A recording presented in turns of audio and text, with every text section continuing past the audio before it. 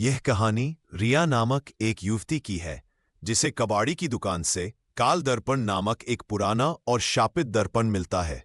दुकानदार रिया को चेतावनी देता है कि यह दर्पण काली शक्तियों से जुड़ा है, लेकिन रिया उस चेतावनी को नजरअंदाज कर देती है और दर्पण को घर ले आती है।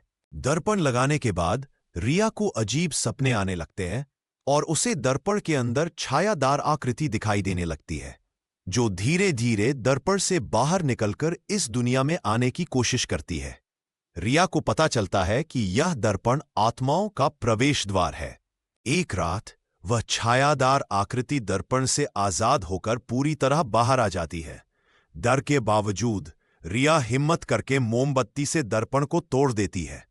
दर्पण टूटने से आत्मा का प्रवेश द्वार बंद हो जाता है, लेकिन वह आत्मा अब शहर में आजाद हो चुकी होती है। रिया मदद के लिए उस बूढ़े दुकानदार के पास जाती है। रिया ने दरवाजा जोर जोर से खटखटाया। अंदर से बूढ़े दुकानदार की धीमी आवाज आई, कौन है? रिया हाफते हुए बोली, मैं हूं रिया। वह दर्पण टूट गया है और वह चीज आजाद हो गई है। आपने मुझे चेतावनी दी थी, अब मेरी मदद कीजिए। दरवाजा धीरे से खुला और बूढ़ा दुकानदार, जिसकी आंखों में एक अजीब सी उदासी थी, सामने आया।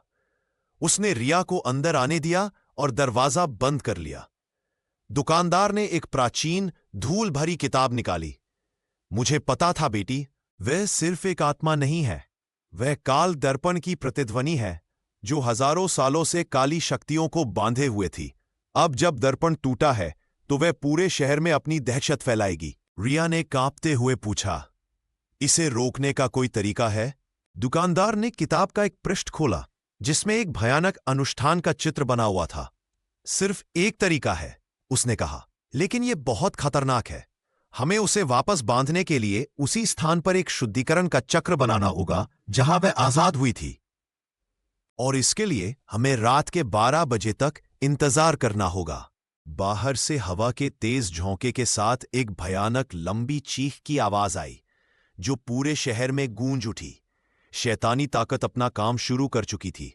दुकानदार ने रिया को एक पुराना ताबीज दिया और कहा, इसे पहने रखना। जब तक शुद्धिकरण का चक्र पूरा नहीं होता, यह तुम्हारी रक्षा करेगा। जैसे ही वे रिया के दरवाजे पर पहुंचे, उन्होंने देखा कि दरवाजा पहले से ही खुला हुआ है और अंदर से ठंडी भयानक हंसी की आवाज आ रही है। दुकानदार ने फुसफुसाते हुए कहा, वो हमारा इंतजार कर रहा है। याद रखना, तुम डरना नहीं, डर ही उसकी सबसे बड़ी ताकत है। रिया और दुकानदार सावधानी से अंदर जाते हैं और वह शैतान उसी कमरे के बीचों बीच खड़ा था जो उनको गुस्से से देख रहा होता है। अब आगे क्या होगा? क्या वो शैतान उन दोनों को भयानक तरीके से मार देगा, या फिर रिया और दुकानदार उस शैतान को नष्ट कर देगी हमेशा के लिए? यह जाने के लिए आपको यह कहानी पूरी देखनी होगी। लिंक डिस्क्रिप्शन में है और इस कहानी के लेखक है कार्तिक मेघवाल। ऐसी ही स्टोरी सुनने के लिए हमें फॉलो कीजिए। धन्यवाद।